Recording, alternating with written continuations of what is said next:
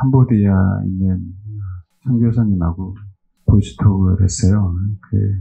제가 모르는 분이고 평신도 선교사인데 젊었을 때부터 26살인가부터 거기 가서 이제 평신도로 남들은 신학을 해서 해야 된다 안 된다 그런 걸 떠나서 어쨌든 자기가 주어진 삶을 살려고 캄보디아에서 선교하다가 다른 사람들이 선교할 수 있도록 땅도 사놓고 그러면 거기에다 다시 또 다른 팀이 와서 또 선교할 수도 이렇게 하기도 하고 모아서 이제는 우물을 파주고 있더라고요.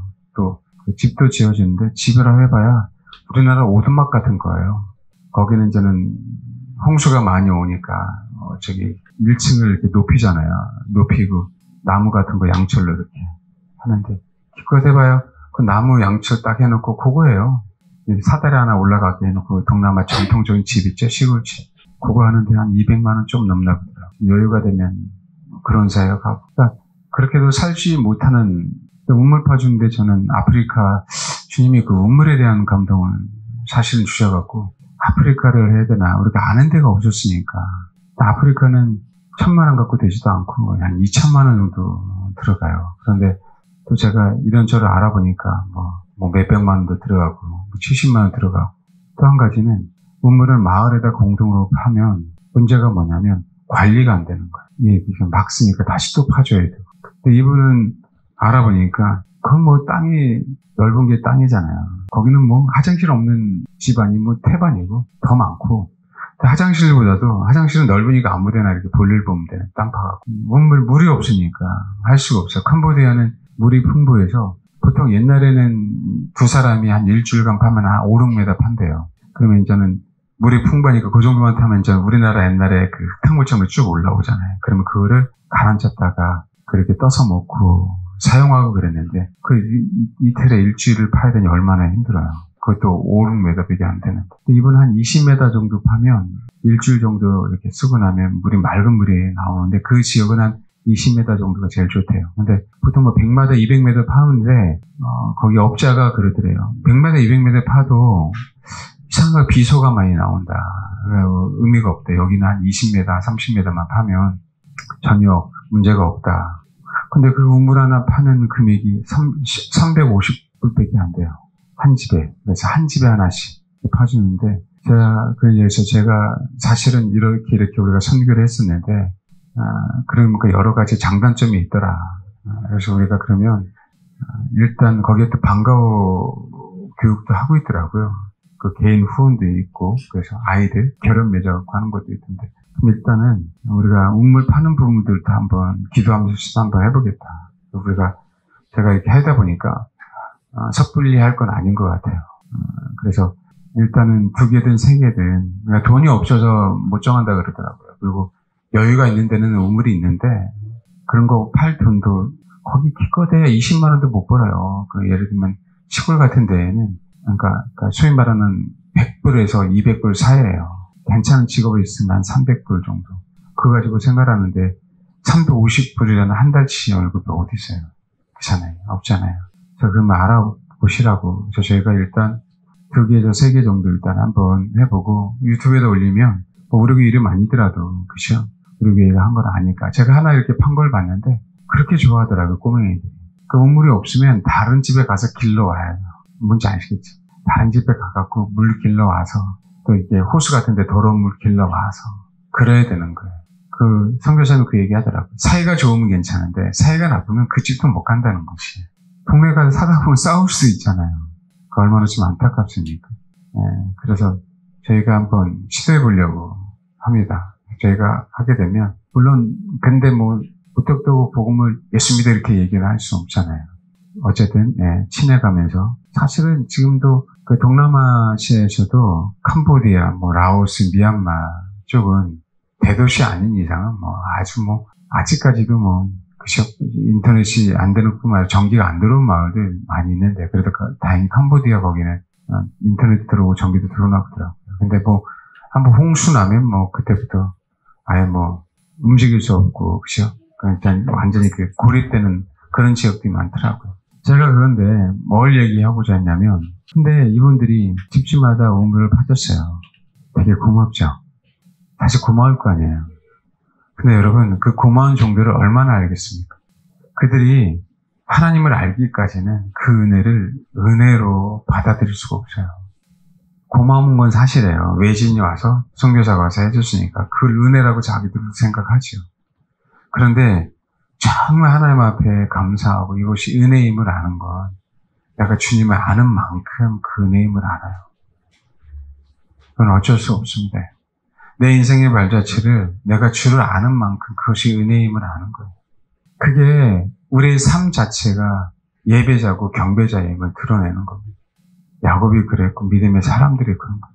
그러니까 불순종할 수 없는 거고, 그러니까 자기 의견이 있을 수 없는 거고, 거기에 토다는 것도 아니고, 그것이 흥미진 곳이든 그것이 최악의 상황의 곳이든 뭘 어떻게 하든 아멘하고 가는 거예요. 왜냐하면 걸음걸음 그 걸음이 모든 내가 지난 모든 시간들이 내 삶의 모든 것들이 다 은혜인데 태어난 것조차부터 시작해서 그러지 않나요?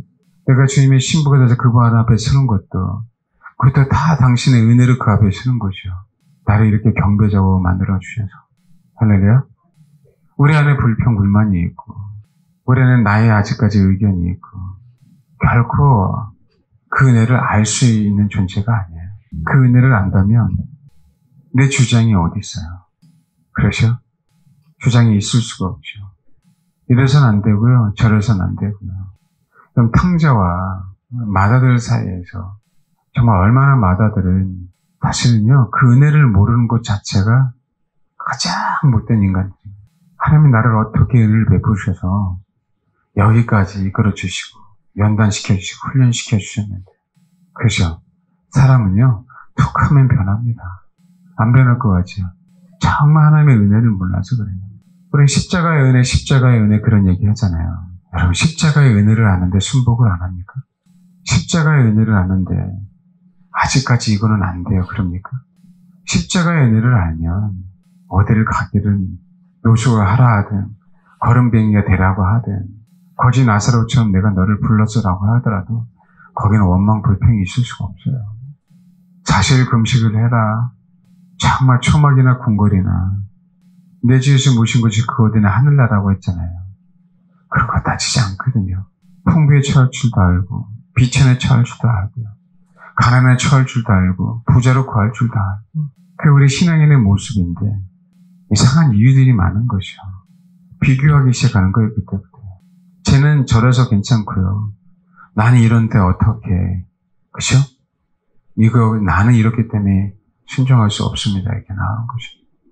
그러니까 우리가 이해가 안 되는 부분으로 분명히 말씀하실 때가 가장 많으시거든요. 왜? 그게 진짜 하나님이 우리를 사랑하셔서 그렇게 하시거든요. 말도 안 되고 거긴 이유가 없어요. 이유를 몰라요. 그래서 순종하라고 하시는 거예요. 때로는 그 이유를 모르기 때문에 그 이유를 모르기 때문에 오해를 받아요. 이해가 안 되는 영역이 많아요. 근데 한번 봐봐요. 이해가 안 되는 순종을 하라고 할 때는 하나님의 더 큰 계획이 있는 거예요. 알겠습니까? 하나님이 더 큰 계획이 있고 더 그렇게 내가 너를 그렇게 사용하려고 이유가 없이 그냥 가라라고 얘기. 근데 우리는 따져요. 그게 우리의 축복입니다. 더 큰 은혜를 베풀려고. 아멘? 아멘? 그거는요. 내가 살아왔던 인생을 은혜로 살았다는 것을 부정하는 거예요.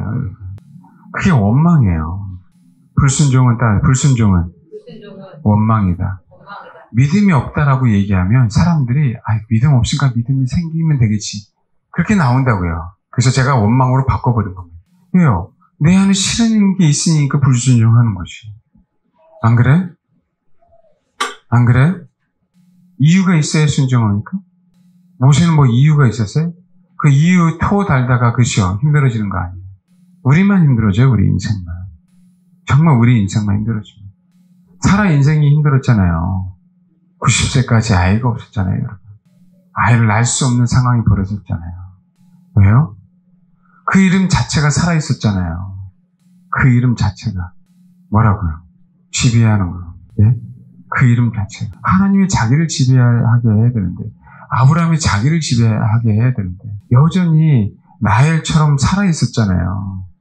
자기가 아이를 못 낳으니까 동일하게 뭐예요? 하갈에게 가라. 그 종이 자기가 지배하고 싶은 거에 자녀를 낳아서 그 하나님의 약속은 뭐고 그게 문제가 되는 게 아니에요. 누구에겐? 사라에겐. 왜? 자기가 살아있었으니까. 자기가 죽고 나니까 아브라함이 죽어야 되는 거예요. 그러더니 바로 그냥 하나님이 이삭을 허락하시는 거예요. 자기가 죽고 나니까. 평생 고생하다가, 그렇죠? 정말 이제는 하나님이 나 자신을 통치하는 거예요. 이게 은혜잖아요.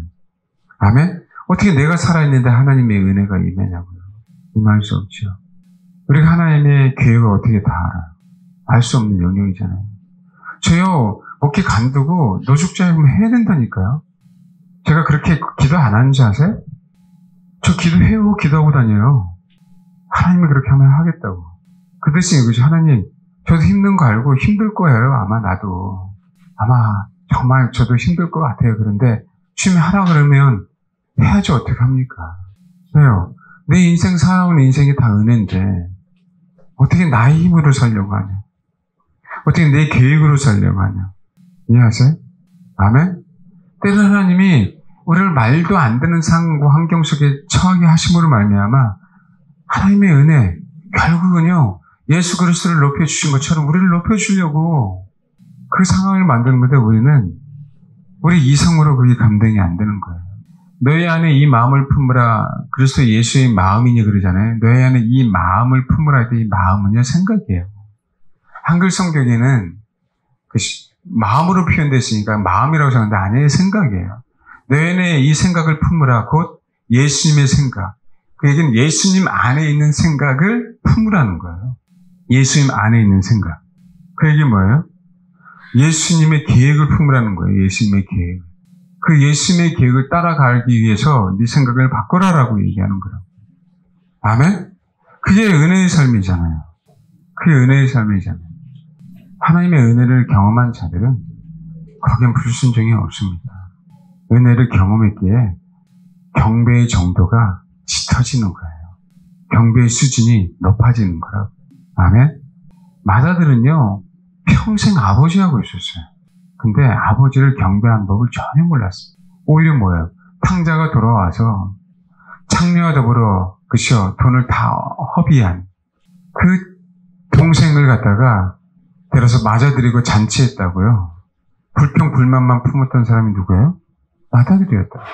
자기 인생이 아버지와 같이 그 삶을 누리고 사는 부분들을 은혜로 생각하지 않는 거예요. 오히려 역으로 나에게 내 친구들과 같이 염소새끼 한 마리 줘서 잔치를 벌이게 했냐고. 근데 얼마나 마다들이 밀어냈는지 아세요? 아버지가 그랬거든요. 야, 내 것이 다 네 거잖아. 나한테도 불구하고요, 아버지 것을 자기가 소유하고 있다는 것조차도 몰랐어요. 은혜를 모르니까. 주님이 야, 내 것은 다 네 거예요라고 했는데도 불구하고요, 못 차지한 거예요. 에서가 장자인데도 불구하고 장자권을 못 차지한 거하고 동일해요. 귀가 안 뚫리고 눈이 안 열려서 그 생각이 바뀌지 않아서. 아버지를 모르니까요, 아버지를. 아버지의 은혜, 자기가 이렇게 태어난 것, 자기가 이렇게 부자로 사는 것, 아버지하고 아무런 근심 걱정 없이 사는 것, 그쵸? 자기라고 생각한 거잖아요. 그게 은혜잖아요. 아멘? 아멘? 다른 데는 얼마나 가난한 집이 많이 있어요. 근데 자기는 그렇게 부자고, 물론 동생이 일부러 허비했지만 각각 나눠줬잖아요, 각각. 자기에게도 나눠줬어요. 자기 것도 있고, 아버지가 친히 얘기했잖아. 내 것이 다 네 거다. 넌 뭐만 품으면, 탕자만 품으면 다 네 거잖아.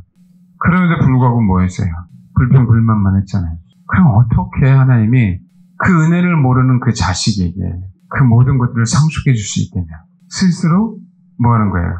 스스로 저버리는 거죠. 자기가 갖고 있고 소유할 수 있는 것들을 뭐 하는 거예요? 다 놓친 거예요. 다. 여러분 얼마나 비극입니까? 근데 우리 인생을 그렇게 살아요, 여러분. 우리 인생. 얼마나 큰 은혜임을 깨달아야 되는데. 그렇죠? 사실 우리가 비교할 걸 비교해야 되거든요. 정말 아니, 세상에는 나보다 더 가난한 사람도 많네. 그런데 하나님이 나를 한국에 태어나게 해주셔서 저 동남아 아프리카에 태어났으면 얼마나 힘들었을까. 이런 걸 비교해서 은혜로 생각해야 되잖아요. 그게 정말 지혜로운 거잖아요. 근데 우리가 가지지 못한 것, 누리지 못한 것, 더 좋은 부분들, 그렇죠? 세상을 기준으로 봤을 때 그렇게 우리는 비교한다니까요. 미련하게. 그럼 하나님이 우리에게 어떻게 은혜를 베풀겠어요?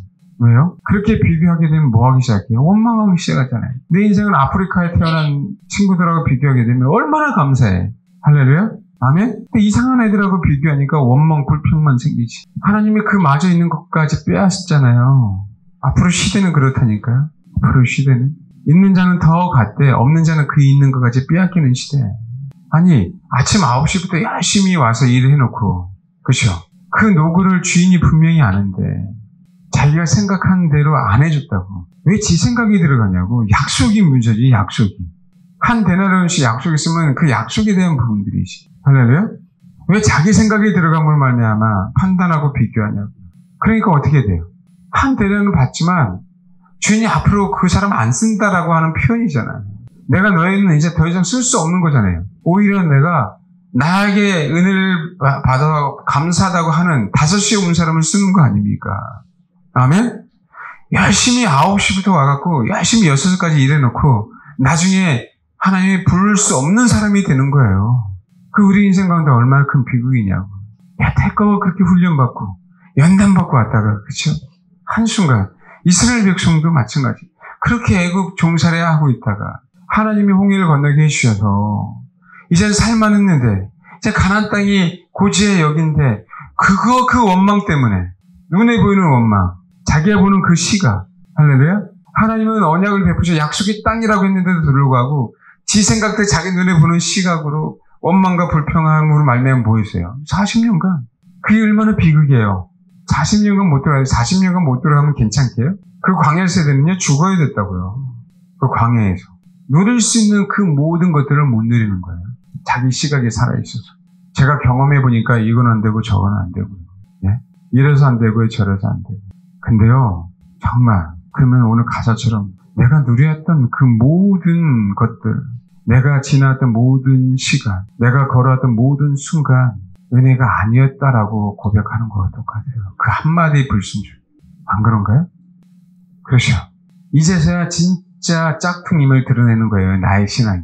그때는 진짜인 것처럼 보이는. 그냥 여러분에게만 얘기하는 게 아니고요. 저에게도 그 얘기를 하는 거예요. 말도 안 되는 상황이 벌어지게 되면 웬만한 사람들은 다 짝퉁으로. 제가 말씀드렸잖아요. 박병 목사님 교회 다녀서 구원받는다? 그 메시지를 듣고 회개하면 구원받겠죠. 그런데요, 제가 경험해 본 교회가 허수가 많다라는 거예요. 그분의 삶이 좋아서 따라오는 거지, 그분의 삶을 본받으려고 하지 않다라는 거예요. 근데 진짜 힘들긴 해. 이분의 사상도 내가 생각도 못 따라가겠더라고요. 그럴 때마다 괴로워요. 진짜로 괴로워요. 박병 목사님, 어떤 상황이 벌어지면 워낙 내 생각하고 다르니까. 그 이생이, 그 겸손이. 그걸 본받으려고 하는 게 아니라 그 교회에 다닌다는 프라이드가 나도 모르게 더욱더 많은 겁니다. 이게 얼마나 무서운지 아십니까? 얼마나 무서운지. 이스라엘 백성은, 그죠? 구원받는다고 확정적겠지만, 오히려, 예? 이방인들, 내갑 족속 같은 사람들, 이해되십니까? 그런 사람들이요, 우리 이스라엘 백성보다 더욱더 위대했어요. 진짜 우리가 인생을 살아가는 게, 내가 편안하게 살든, 하나님 내 인생을 다루시든, 아멘? 내가 정말 굴곡 있는 삶을 살든, 진짜 어디서 정말 내가 간증해도 될 만한, 그죠? 정말 드라마틱한 그런 인생을 살든, 그 모든 것은요, 은혜입니다. 그 은혜를 알아야 온전한 경배자가 되는 거예요. 그래서 제가 말씀드리잖아요. 야곱이 그렇게 위대한 사람. 그 굴곡 있는 삶을 살면서, 아멘? 그것이 다 은혜임을 아는 거잖아요. 은혜. 그러니 그 침상에서조차도 아버지를 경배하잖아요. 그 지팡이를 한평생 나를 이끌었던 그 지팡이. 그건 주님을 상징하는 거 아닙니까? 때로는 인생 채찍으로, 때로는 악한 것들을 물리치는 도구로. 할렐루야? 그 인생에 나를 이끌으신 그 하나님 앞에 경배하는 거잖아요. 야곱이. 사도 바울 보십시오. 내가 살아도 주를 위해 살고 죽어도 주를 위해 산다. 할렐루야? 살아있을 때뿐만 아니라 죽어서도 그분만을 경배한다는 거 아닙니까? 내가 아파도, 내가 건강해도, 내가 부자해도, 내가 가난해도, 내가 오해받아도, 정말 수르베냐 여인처럼 나를 비참하게 만들어도, 수르베니게 입장에서 보면요, 그 여인 입장에서 보면 정말 비참하게 만든 거예요, 예수님은. 예? 그 꼬맹이, 그 아이, 헬라로 파이디온이에요. 유치원 아이들 같은 아이들이란 말이에요. 걔네들이 먹으면 얼마나 먹고 맛있는 거 먹으면 얼마나 맛있는 거 먹겠냐고요. 걔네들이 흘리면 얼마나 흘리겠냐고. 물론 상징하는 바가 제가 저번 주에 말씀드렸지만 주님이라고. 근데 그 말을 실질적으로 들은 거 아니에요. 실질적으로. 그것도 뭐요? 쉬고 있는 데서 제자들이 다 있는 사람들 앞에서. 이건 자존심의 문제가 아니에요.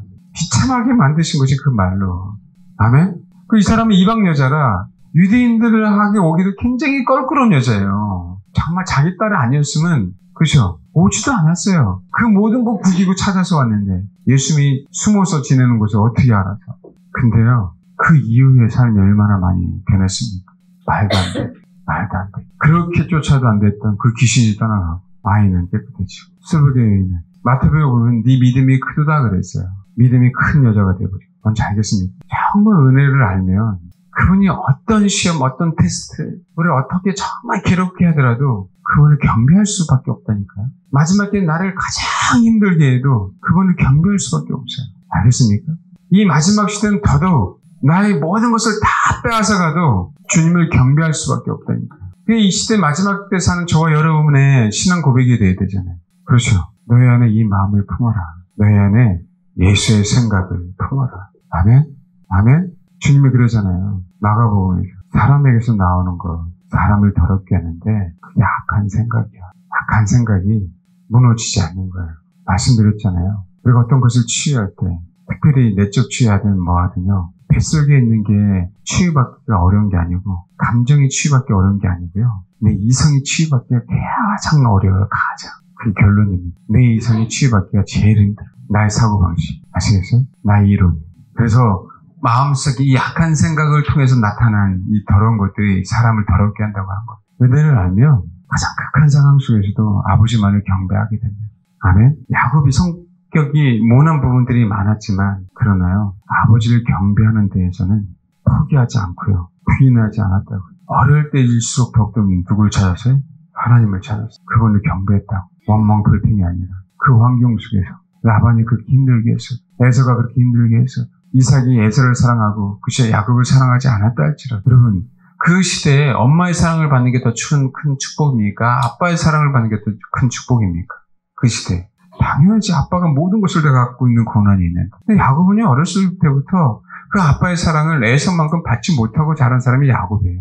아멘? 그럼에도 불구하고 야곱은 장막에 거하면서 아버지를 높였다. 그게 누군지 아세요? 그게 다윗이잖아요. 막내 8째 아들로 태어나서. 그죠? 잘난 형들, 신체적으로나 얼마나 위대합니까?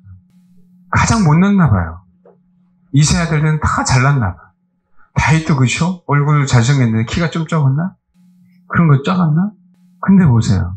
그 사랑을 받지 못한 상황, 그 극한의 상황에서 그 어린 나이에 하나님을 경배했잖아요. 그게요. 사무엘에게도 나타나고 예수님에게도 나타나요. 알겠습니까? 저 오늘 할 얘기가 그 얘기였어요. 어려서부터 경배가 뭔지를 배워야 돼. 그래야 우리 생각이 바뀌어요. 어려서부터. 그래서 주님이 얘기한 거예요. 광야에 있던 세대, 20세 이상은 다 광야에서 뭐 해야 되는 거예요? 죽어야 돼요. 죽어야 돼. 얘네는 기성세대예요. 네, 너희들의 생각이 바뀌지 않았기 때문에. 알겠습니까? 20세 이하만 뭐 하는 거예요? 살아남아서 가나안 땅에 가는 거예요. 왜요?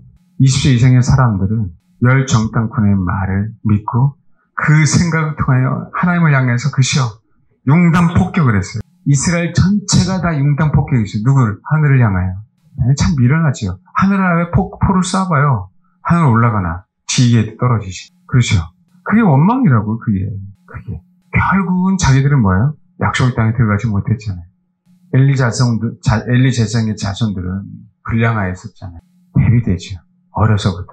근데 한나의 자식 사무엘은 그 어려서부터 하나님 앞에 예배하는 게 뭔지를 알았던 사람이에요. 사무엘은요. 젖된 후에 한나가 그죠? 엘리 제사장에게 맡겼어요. 사무엘은 그때부터 경배하는 걸 배웠습니다. 그래야 내 안에 악한 생각이 자라나지 못하는 거예요. 할렐루야? 내 안에. 그래서 우리가 다음 세대 하는 게 그 어린 아이들의 교육이 그렇게 중요한 겁니다. 얘가 딴짓을 하더라도 그죠? 교회 나오게 해야 되는 이유가 거기 있는 거예요. 아멘? 왜요? 하나님을 경배하는 훈련이 안 되면 뭐만 나타난다? 자기 생각만. 그게 악한 생각인 줄 모르는 거죠. 지 인생도 더럽게 하고 다른 사람들을 더럽게 하는 거예요.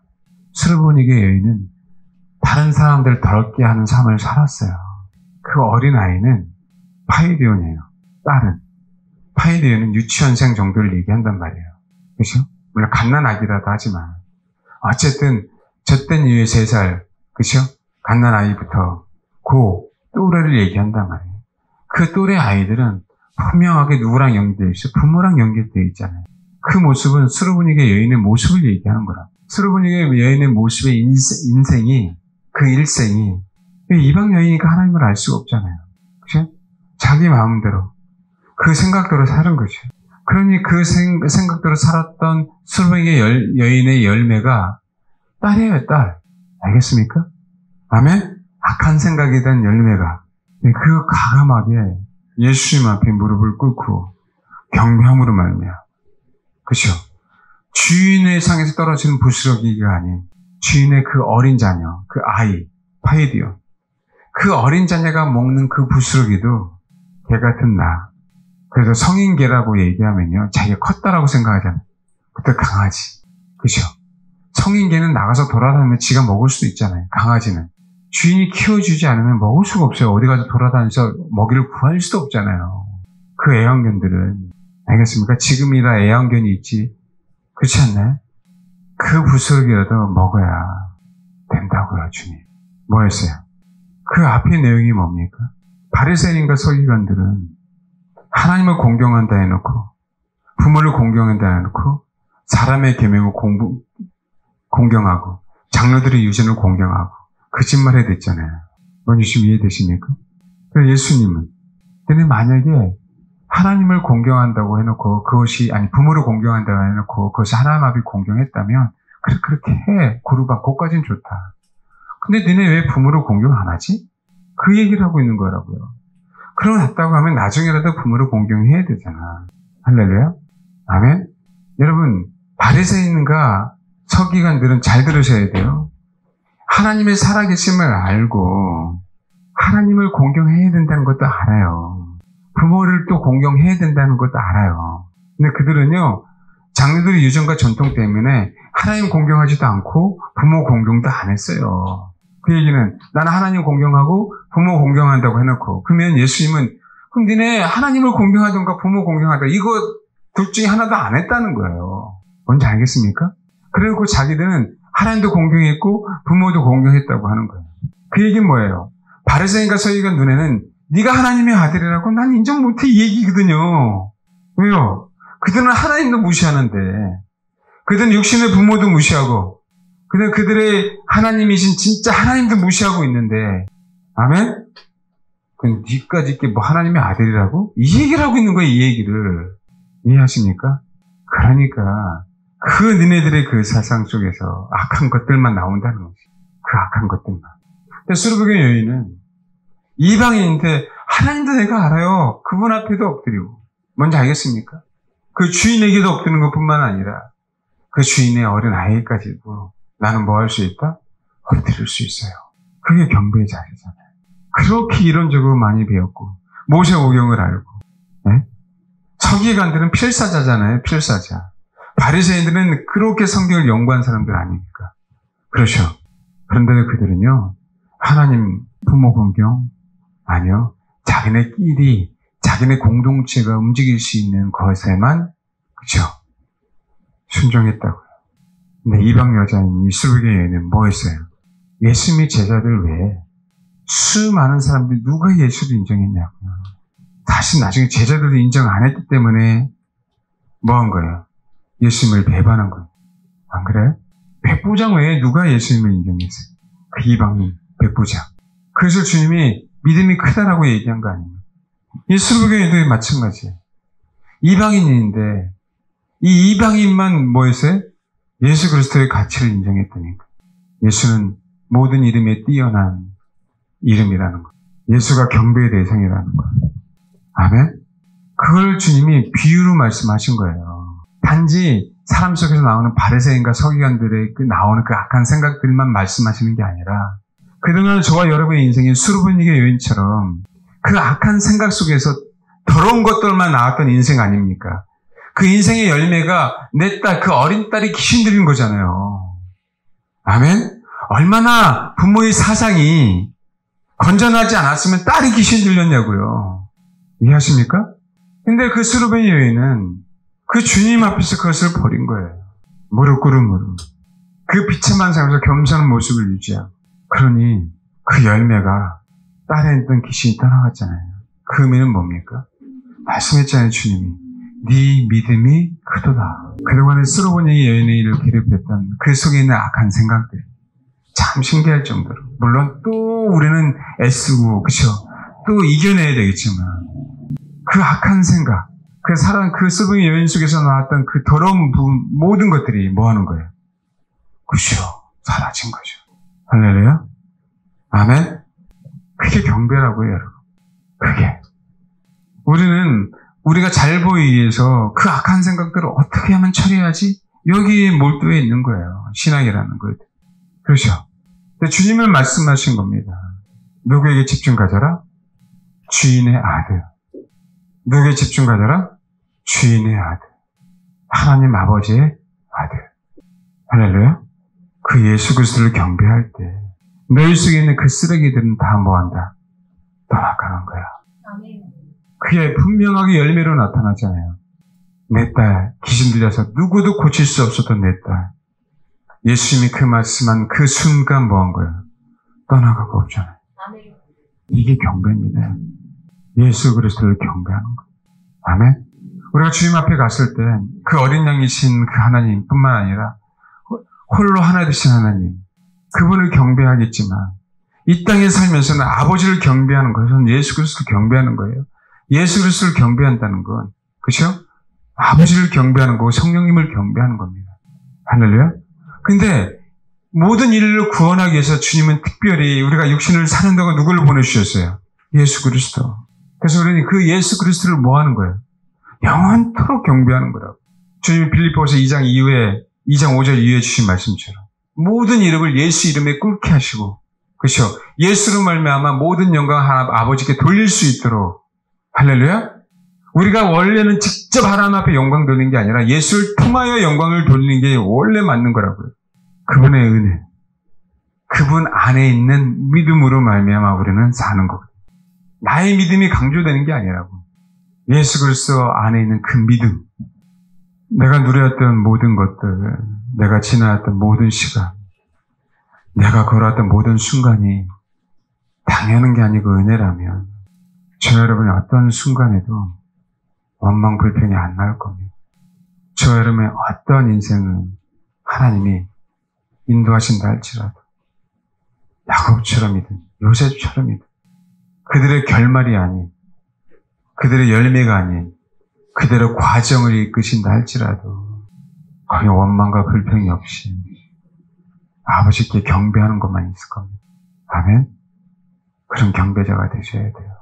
그래야 비로소 하나님이 나를 온전하게 경배자로 만드시려고 내 속에 있는 그 악한 생각들을 제거하시는 겁니다.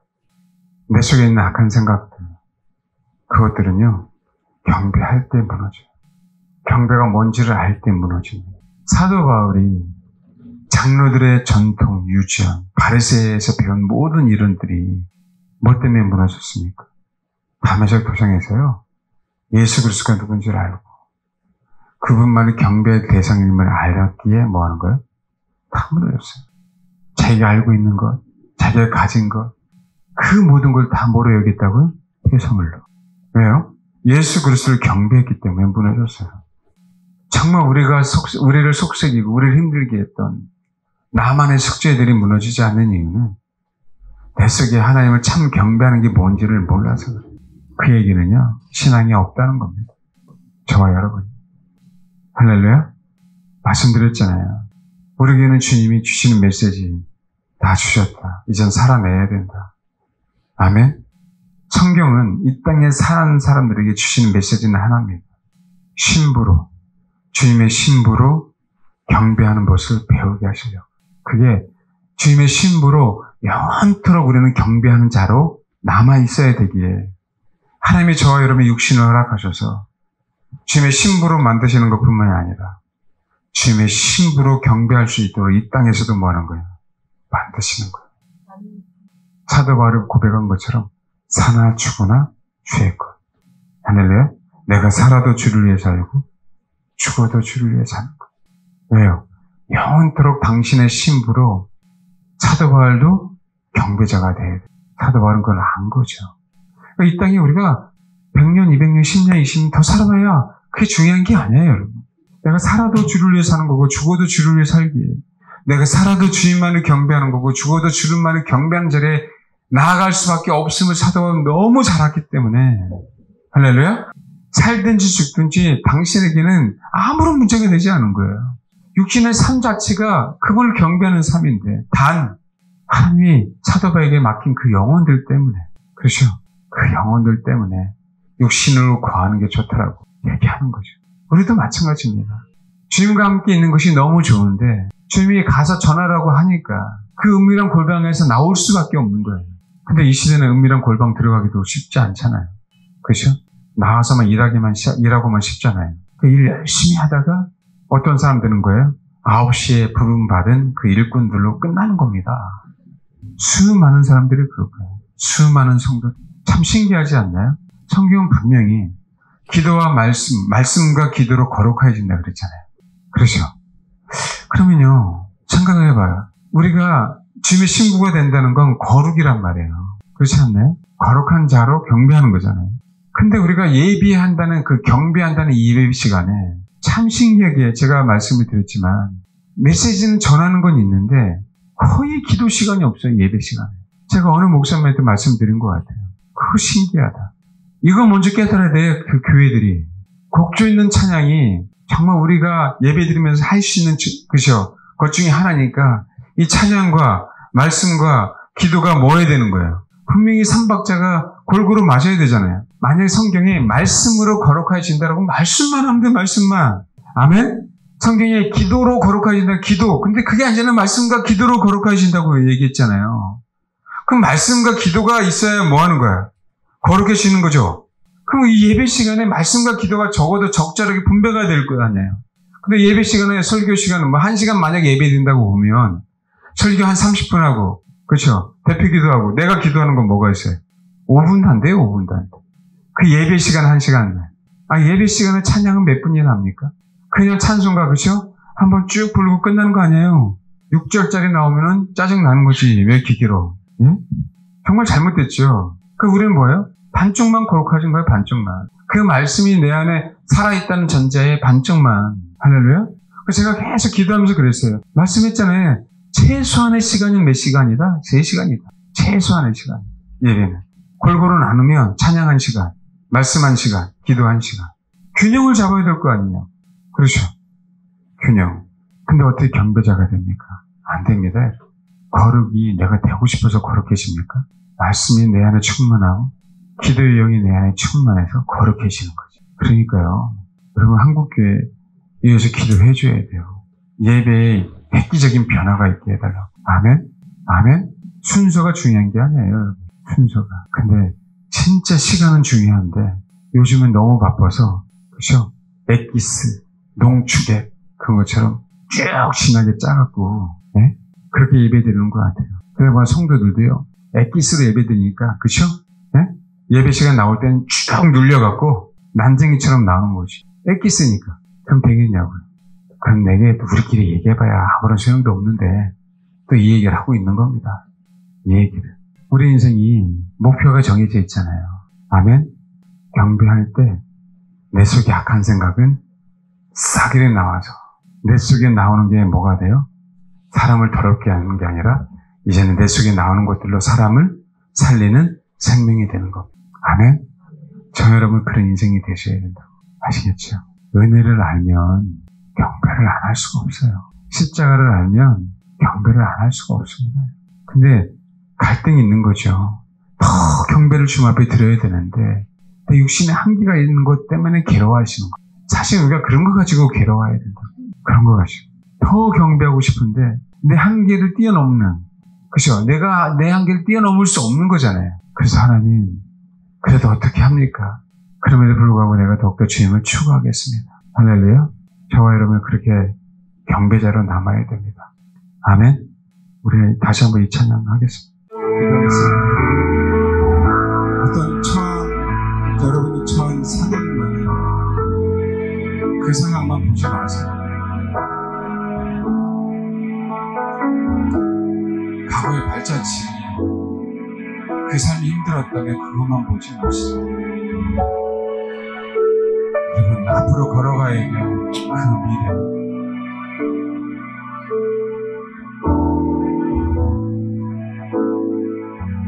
주님의 은혜로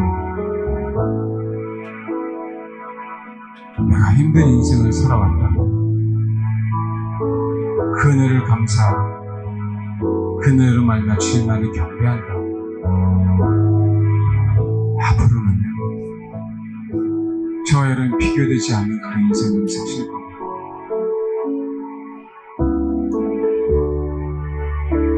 불평불만이 나올 수밖에 없는 그 환경에서, 그 핍박 속에서, 그 괴로움 속에서 아버지의 은혜와 아버지를 경배하는 그 신앙 고백만 나오게 되는 그런 믿음의 삶이 되실 겁니다.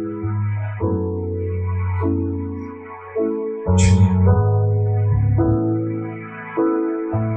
내 인생의 모든 순간에 아버지를 경배하는 그 경배자가 되게 하옵소서.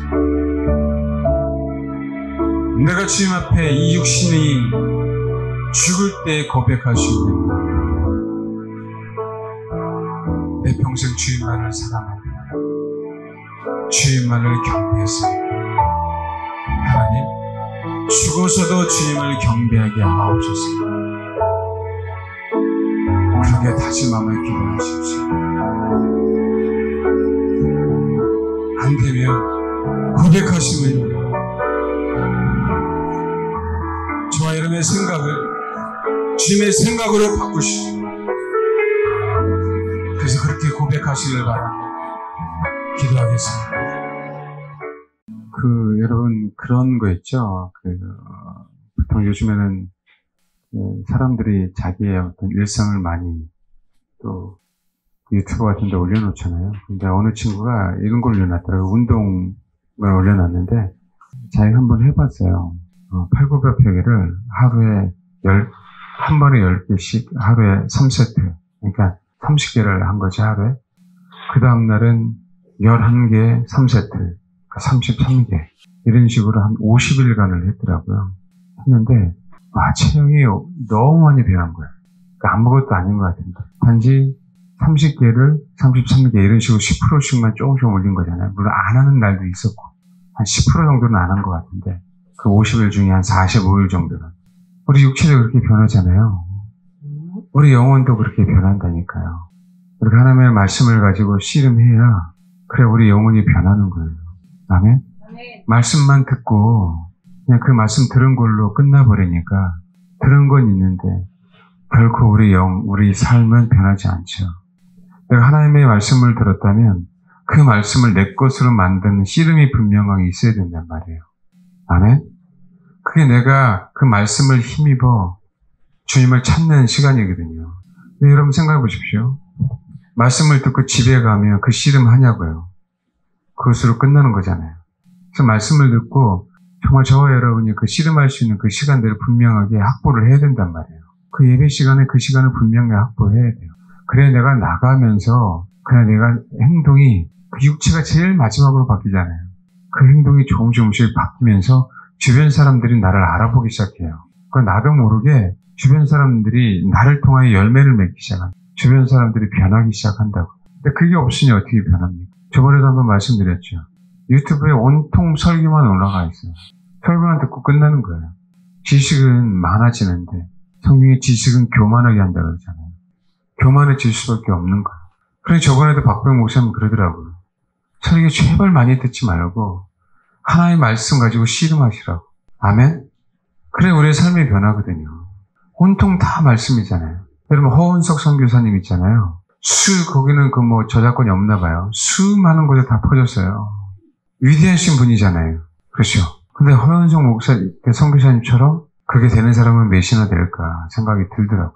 그렇게 많이 들었어도 정말 살아있는 삶을 그렇게 사시니까 그렇게 은혜가 되는데, 은혜가 되는 그만큼 나는 안 변하더라는 거죠. 내 입술은 변했고, 그죠? 감동은 있는데 내가 그분처럼 그게 안 되더라라는 거예요. 왜? 씨름을 안 하니까. 우리가 그냥 예배 드린 걸로 만족한 거예요. 진정한 예배는 예배 드리고 변해야죠. 손이 청결해야죠. 제가 이 부분을 시편 24편 이 부분을 다다음 주에는 할 것 같은데, 내가 하나님 앞에 예배만 드리면 뭐 하겠어요? 주님 받지 않거든요. 우리 삶 속에 그분을 경배하는 삶이 있어야 되잖아요. 그게 주님이 기뻐하시는 건데. 우리 그런 인식이 바뀌어야 돼요. 그러니까 어떻게 해서든지 기도 시간에 정말 씨름하셔야 된다고. 이게 연습이에요, 연습. 아멘? 이 연습이 되면 내가 삶 속에서 기도하는 시간을 확보가 돼요. 그렇게 해서 내가 하나님 알아가고 변하는 것이 결코 설교만 들어서는 변하지 않습니다. 찬양만 했다고 해서 변하는 게 아니에요. 오늘 찬양도 나의 의지고 설교 듣는 것도 내 의지로 앉아서 귀를 쫑긋 세워야 듣는 거지만, 정말 내가 그 말씀 가지고 몸부림칠 때 그때서야 비로소 뭐한 거예요? 하나님의 말씀이 내 세포 하나 박혀서 내 속에 있는 어둠들을 쫓아낼 수 있는 힘이 생기는 거거든요. 많은 사람들이 그 과정 속에서 쓰러져요. 생명의 말씀을 들으면 내 속에 있는 어둠이 드러나잖아요. 그 드러나면 더욱더 괴롭거든요.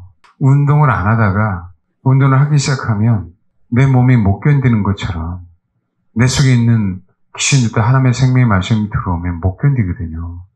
거기서 힘들다고 다 자빠지는 거예요. 그게 미혹인 줄 모르고. 마귀는 거기까지 가지마 그런 얘기하는 거죠. 그냥 이렇게 살아도 괜찮잖아. 굳이 몸짱이 되려고 그래? 그러는 거예요. 내가 너에게 좋은 음식을 허락할게. 그것으로 만족하고 살아 이렇게 얘기하는 것이요. 우리는 그러면 안 된다고요. 분명하게 목표가 있어야 돼요. 많은 사람들이 육신의 몸짱을 원하듯이 우리 영혼에도 그런 전신갑주를 입을 수 있도록, 할렐루야? 몸부림쳐야죠. 그리고 힘들지만 저도 그래요. 기도하고 있는 내용과 내 삶을 보면 참 비참해요. 그러면 기도하고 싶은 마음이 없을 때도 있어요. 그렇죠? 보통 그렇게 기도할 때가 언제냐면 아침에 깰 때, 그때 소리내지 않고 누워서 기도하지만, 한편으로는 내가 이렇게 원하지만 못 살아내니까 너무 괴로울 때도 있어요. 그런데 잘 때 기도하고 잘 때. 근데 어떻게 해요? 그래도 뭐 해야 되는 거예요? 그래도 하나님 찾아야죠. 아멘? 그러니까 교회 와서 기도하는 것 갖고도 사실은 되지도 않아요. 얼마나 우리가 더러운 생각을 많이 갖고 있습니까? 때로는 미치겠죠. 그렇죠? 근데 대부분 다 미치는 그곳으로만 그냥 끝나버리는 거예요. 하나님 내 마음 아시겠지? 아닙니다. 할렐루야? 박보영 목사님 항상 말씀하잖아요. 살아내야 돼요. 내가 살아내려고 몸부림치는 게 기도라고. 아멘? 아멘? 네. 살아내려고 몸부림쳐야 됩니다. 네, 기도하겠습니다. 하나님, 아버지의 은혜에 감사해서 아버지만을 경배하기 위해서 씨름하고 몸부림치겠습니다. 지금은 내가 과연 신부가 될 수 있을까? 지금 내가 주님만 사랑할 수 있을까? 말씀과 기도로 거룩하여진다고 했는데 말씀과 기도 내가 거룩해질 수 있을까?